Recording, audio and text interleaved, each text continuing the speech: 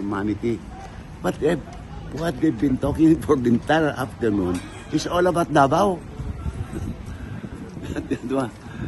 They did not even show the figure of those allegedly killed and those killed as a result of drug addiction and drug by mga drug addicts and pushers. So sa inyo, Sec, hindi convincing? Hindi convincing.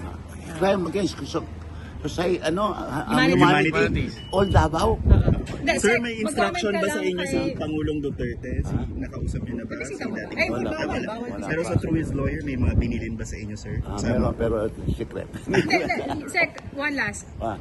Yung si Claire Castro sabi, ikaw on record dati na may tinulak sa chopper. I was told. No, kasi I was in Davao. We were told about that incident na to prevent that addict from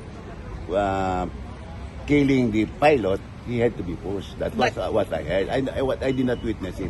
But is that truth or a joke? I think it's true that I mean, I do not know. That's what I heard. Sabi nga ni Yuse Claire, pwede kang madisbar. Naniwala naman kay Claire. Hindi, pwede kang madisbar for not doing anything about it. Ba? let her do it. Baka siya madisbar for being so fan of falsehood. Thank you, sir. Thank you, Sec.